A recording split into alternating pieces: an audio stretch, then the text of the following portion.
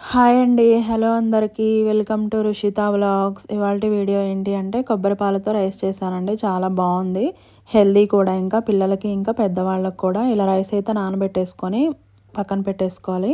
తర్వాత కొబ్బరి ముక్కలు ఇలా కట్ చేసుకొని మనం శుభ్రంగా వాష్ చేసి మిక్సీలో వేసి అయితే గ్రైండ్ చేసుకోవాలన్నమాట. కొంచెం వాటర్ వేస్తే మెత్తగా పేస్ట్ లాగా గ్రైండ్ అవుతుందండి. అలా గ్రైండ్ చేసుకోవాలి. గ్రైండ్ చేసుకున్న తర్వాత ఒక క్లాత్ తీసుకొని అయితే మనం వడకట్టుకోవాలన్నమాట. ఇలా వడకట్టుకుంటే చక్కగా కొబ్బరి పాలు అయితే రెడీ అయిపోయినట్టే. చాలా ఫ్రెష్గా ఉంటాయి కదండి, చాలా టేస్ట్గా కూడా ఉంటాయి. మనం కొబ్బరికాయ తీసుకొని ఇలా చేసుకుంటే చాలా టేస్టీగా ఉంటాయి, హెల్దీ కూడా. ఇంకా ఇప్పుడు పాలు అయితే పక్కన పెట్టేసుకోండి. ఇంకా ఒక బౌల్ పెట్టుకొని ఆయిల్ వేసి బిర్యానీ ఆకు, ఇంకా లవంగం, యాలక్కాయ, దాల్చిన చెక్క వేసి అయితే వేయించుకోవాలి. తర్వాత కరివేపాకు, కొంచెం ఉల్లిపాయ, ఇంకా పచ్చిమిర్చి అయితే వేసుకొని వేయించుకోవాలన్నమాట. ఇలా వేగిన తర్వాత సాల్ట్ వేసుకొని కొంచెం ఇంకా అల్లం వెల్లుల్లి పేస్ట్ కూడా యాడ్ చేయాలి. చాలా బాగుంటుంది టేస్ట్ కూడా. అల్లం వెల్లుల్లి పేస్ట్ వేస్తే స్మెల్ కూడా చాలా బాగుంటుంది కదా.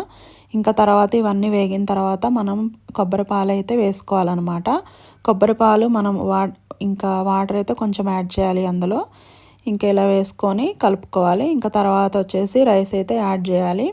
రైస్ వేసిన తర్వాత కూడా మనం కొంచెం సాల్ట్ చూడాలండి, సరిపోయిందా లేదా అని. సరిపోకపోతే ఇంకొంచెం సాల్ట్ యాడ్ చేయాలి. లేదు అంటే ఇంకా మూత పెట్టేసుకొని ఒక 5 మినిట్స్ అయితే మనం హై ఫ్లేమ్లో కొంచెం ఉడికించుకోవాలి. తర్వాత సిమ్లో పెట్టుకోవాలన్నమాట. సిమ్లో పెట్టుకుంటే ఇంకా తర్వాత చాలా మంచిగా మగ్గుతుంది. ఇంకా రెడీ అయిపోయినట్టే. చాలా ఈజీగా అయిపోతుందండి ప్రాసెస్. చాలా టేస్టీగా కూడా ఉంటుంది, ఇంకా హెల్దీ కూడా. ఒకసారి అయితే ట్రై చేయండి. వీడియో నచ్చుతుందని అనుకుంటున్నాను. ఓకేనా? థ్యాంక్ యూ అండి అందరికీ. బాయ్.